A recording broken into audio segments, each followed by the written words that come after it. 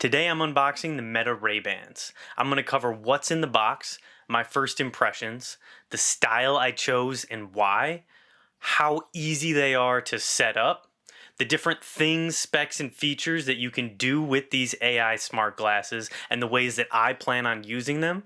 And then I'm going to go over the fit, the feel, and do a quick demo for you guys so you can see just what they look like and what the quality is of the photos and videos that you can get while using these glasses. First things first, if you go to open the box, it says right here, there's a little strip that you pull back and open, but I got the Wayfarer model. This is the model name. They have different design styles. This is the one that I personally thought was the coolest. I think it looks the most like the classic Ray-Bans. They have a couple different styles. These are by far the most popular that I've seen people wearing. You can go on the website and check out the different styles for yourself if you're planning on ordering them. But these I felt like were the coolest. So this little tab peels back right here. Super easy to open. This just pops up. Look at that. Listen, call, live stream.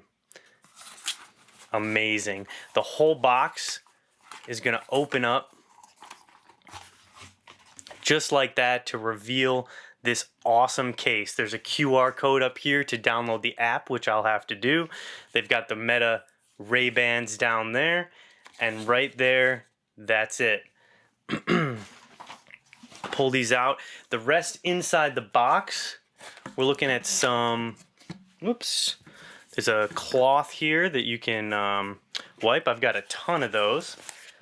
There is some papers and documents in here, getting started guide, and a safety and warranty. Moving on to the case. This case just feels incredible, honestly. It's got that leather feel. It's durable. It's definitely, you open it up and the light goes on here, so that's a little charging light, it appears. The light goes on there. You've got the glasses in there. This case is a charging case. There's a USB-C port on the bottom. However, I don't see a USB-C cable, so I don't think it comes with a cable. You'll need to provide your own. That's one negative, I would say, with these glasses right off the bat. They don't provide the cable. I mean, everybody's got USB-C cables, but it's always nice when they give you an extra one. So I will say that's the only negative that I've seen so far. They've got the Ray-Ban Meta kind of ingrained, stitched into there, so that's really cool. I'm a fan of the case. The case charges the glasses, so when you put them in, I think the website says that you can get a 50% charge in about 20 or 30 minutes. So that's huge, especially if you're using these to capture videos, to take photos, and to use the kind of AI assistant tools. So here we go. We've got the style here. Very durable. I like how these sleeves come off here. Just a protection sleeves. The sides of these, I believe, are touch.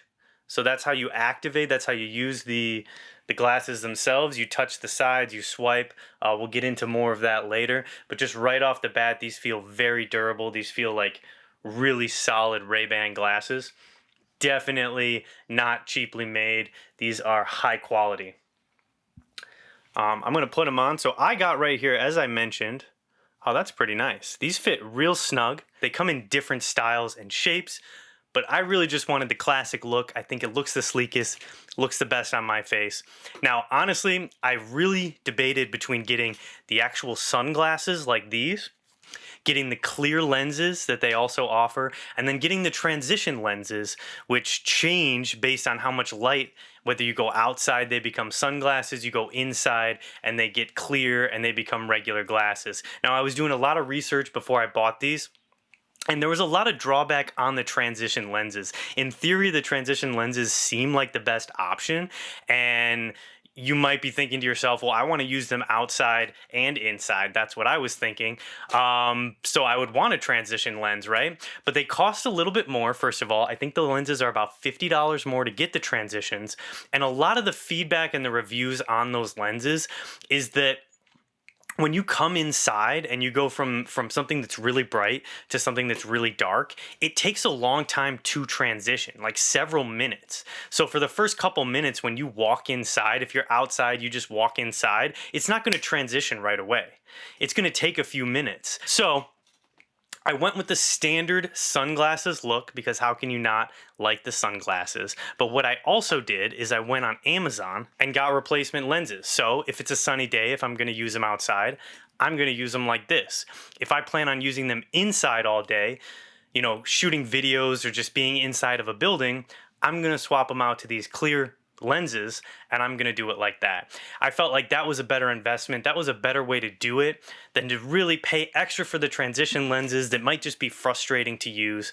So that was my strategy for that. Buying this and this was still cheaper than buying the transition lenses. Yes, I'm going to have to pop them out. Yes, it's a little obnoxious, but that's the way that I felt like was the smartest thing to do to be able to use them in both settings. These glasses are listed at $299.99. They're about $300. If you get the transition lenses, they're maybe 50 or so more, $370, I think. If you buy a legitimate pair of Ray-Ban sunglasses already, you're going to be paying $100, $200. So to pay $100 more to get them as smart glasses that can record videos, take photos, and do all sorts of extra stuff is just, I think, a great investment. All right, I'm going ahead and downloading the Meta View app using the QR code that came on the box. So first things first, it says to put the glasses on. Oh, they made a little noise, a little sound up noise. Do-do-do-do, do-do. So that's pretty cool. Step one, take a photo. So you can press the capture button once. There's a button on the top here. It's a little button. See if we can show that on the camera, get it to focus. There's a tiny little button right there on the top of the lenses. You hold it to start recording, tap it to take a picture, and tap it to stop again. Now, we can play music with these as well. These are headphones. We swipe forwards to turn up the volume. It's very responsive. Goes actually really loud.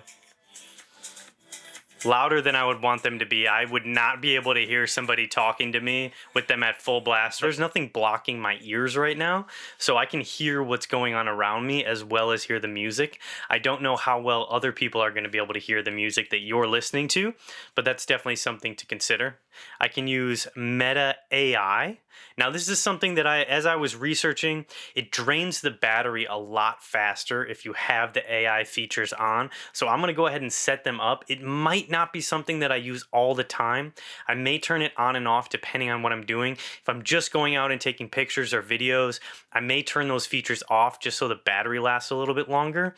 But it'd be really cool to be able to look at things, to ask it what it is. And I think it even does language translation. So you can download a language and say if someone's speaking Spanish to you and you don't understand Spanish or French, you can listen to them. The glasses will listen. It will translate in your ear, and then it will allow you to respond. So this could be game changing. There's quite a few. You can customize the gestures, customize the touchpad, Amazon Music, Apple Music, Audible. You can listen to your audiobooks straight through your glasses, which is super cool. It says those who are blind or low vision can connect to a network of Be My Eyes sighted volunteers to help complete their everyday tasks. I mean, you can literally ask it to describe what you're looking at. Imagine if you couldn't actually see that and you just ask your glasses, what am I looking at? Hey, you're looking at a computer with a microphone. Hey, you're in a park, you're looking at a dog, you're at an intersection. I mean, that would be so awesome, and I could absolutely see that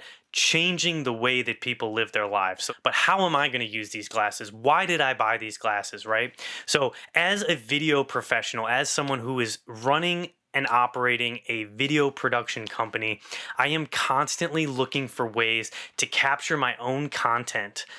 I have always struggled with the fact that I kind of need to hire a second camera operator to follow me around with a camera or with a phone just for me to have my own content to post on social media to show people what I'm doing. I was really excited by the idea of these glasses and the idea that I can wear these glasses on a corporate video shoot and I can get behind the scenes content that I can then repurpose. I like to play sports, I like to golf, I like to rock climb.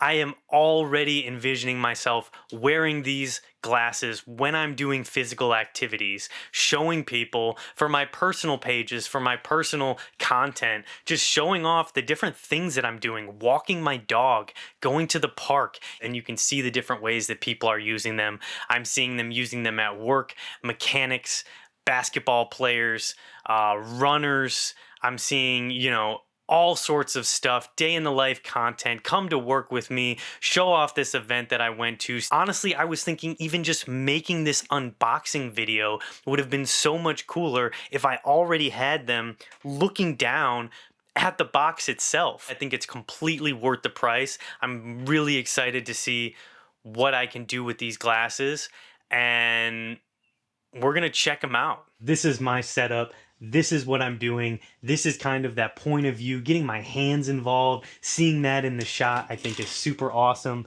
I've got this light here, but there's my dog sleeping. You can just look at something and all of a sudden there's a video. I can just kind of walk around. So after watching back the video footage that I got from the glasses, I think my number one sort of, not complaint, but just the thing that you have to be aware of when filming videos with those is kind of the camera shake, right? So if you have a phone or a camera on a gimbal, you're gonna get this really smooth, awesome footage. With the glasses, I'm so used to moving my head around doing this while I'm talking that I wasn't really conscious of the fact that that's kind of making the footage shake. So I think that's kind of the only downside to it. I really would love to hear how you're thinking about using them, and if you have any creative ideas, please leave that in the comments below, because I am super excited to see creators utilizing this type of technology to do some really awesome stuff in the future.